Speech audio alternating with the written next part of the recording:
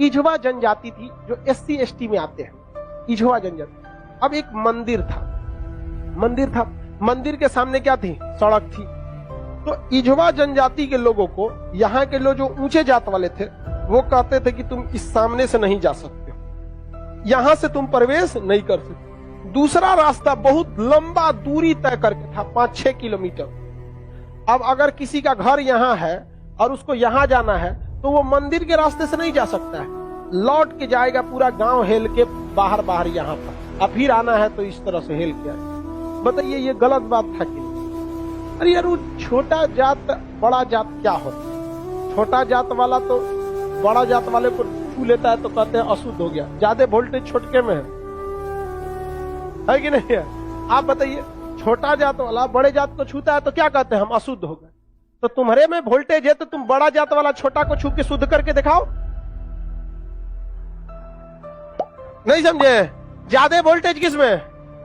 लेकिन बात हम क्या बताते हैं, छोटे जात को लोगों ने पढ़ने नहीं दिया, इस वजह से वो इस तरह का सवाल नहीं पूछ सकता था। हमरा से पूछे कोई, हम कहते हम ट्रांसफार्मर, तुम बैटरी, टच करा के दिखाओ, भड़का देंगे तुमको यहाँ पर, फिर तुमको शुद्ध अशुद्ध हो जाओगे तुम यहाँ पर।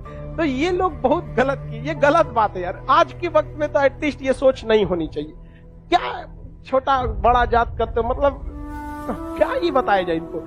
खुद हिंदू धर्म के शास्त्र पढ़ी, आपको पढ़ा है ऋग वैदिक काल में जाति का निर्धारण कर्म के आधार पर, उन लोगों ने अपनी फायदा के लिए जाति के आधार पर कर दिया, वंश के आधार पर किया कि नहीं किया? हम ये बात थोड़ी कर रहे हैं, ये तो ऋग्वेद में लिखा है। हम कौन होते हैं भैया बताने वाले कि जाति के आधार पर होगा कि नहीं? ऋग्वेद हम लिख ले हैं, जाके पढ़िए ऋग्वेद में। वहाँ एक ही परिवार में 4 जाति के लोग रहते थे, प्रारंभिक वही है ना, बाद में ना संशोधन कर दिया गया, तो गलत था। यहाँ पर केरल में बहुत अत्याचार हुआ। यहाँ पे केरल का त्रावणकोर का एक राजा था, यहाँ पर इसने दलित महिलाओं को मूला कर्म लगाता था। टैक्स था मूला कर्म।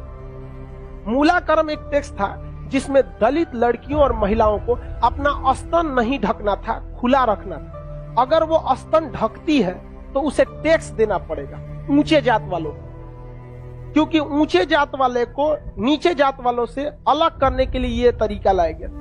अब ये बताइए, ये कितना नीच समाज की ये मानसिकता हो सकती है?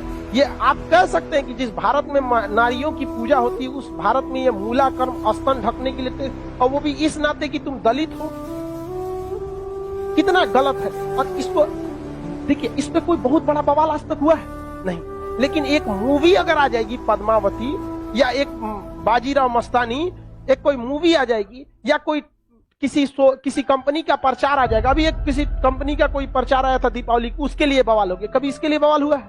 नहीं, होगा भी नहीं। रीजन क्या है? दलित लोग उतना पढ़ने ही नहीं दिया इन लोग को, आगे भी नहीं दे रहे। दलित के कुछ नेता भी आए तो अपने परिवार को लगाने में आगे बढ़ गए, वो पढ़े लिखे नहीं।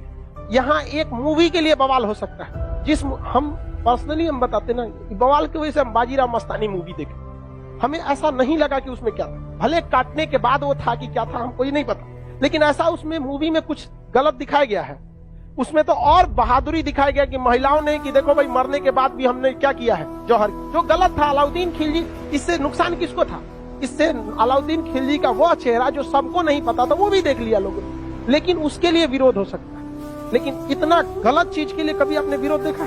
कभी नहीं आता। तो ये उन लोग को आज तक दबाए जाके रखा है। इतना गलत चीज वहां पे मूला कर्म लिया गया, ये एकदम सरासर गलत है। और वहां पे जब टैक्स देने गया तो महिला जो थी ना, इस मूला कर्म को हटाने के लिए अपने स्तन को चाकू से काट दी और मर गई सब महिलाएं वहां पर। अब यह केरल ऐसा राज्य था जिसमें पुरुष सती होते थे। जब उनकी पत्नी अपना स्तन काट देती थी, ब्लड गिरने की वजह से मर जाते थे, तो चिता में पुरुष जाके मर जाता था कि हम ऊंचे जात वालों से नहीं लड़ सकते हैं, लेकिन हम अपना शरीर हम भी त्याग देते हैं। तो पुरुष भी सती हुआ है इस देश में, ये ऊंच और नीच जात वाले यहाँ पे। लेकिन इसे, और यही अगर ये कांड किसी ऊंचे जात वाले के लिए कोई दिल्ली सल्तनत का राजा किया रहता, आज न्यूज चैनल पे बैठ के बवाल हुआ रहता। लेकिन दलित है ना भाई साहब, कोई आवाज नहीं उठाता है।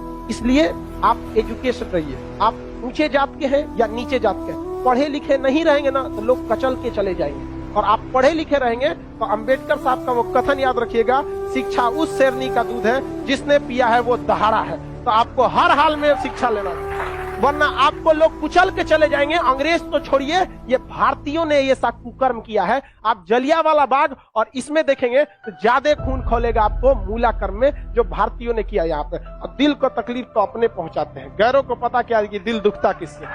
ये देश के लिए आपको शर्म आएगी। हमारी संस्कृति पे जहां हमें नाज होता है, ये हमारी संस्कृति में दाग है, दाग धब्बा है। जिस तरह चांद में भी दाग है ना, हमारी अपनी संस्कृति पे इस दाग को कभी भूल नहीं सकते हैं कि पूरी दुनिया में एक ऐसा देश था जहां मूला कर्म लिया जाता है। लेकिन आज भी बहुत हल्के में इसे ले लिया जाता है, हल्के में ले लिया। जानते हैं क्यों? क्योंकि ये दलित के साथ, समझा गया कि नहीं?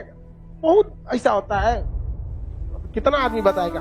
ज्यादा हम भी बोलेंगे तो सोचा हमारा कहेगा तो दलित का फेवर कर, हम कौन सी फेवर कर नहीं।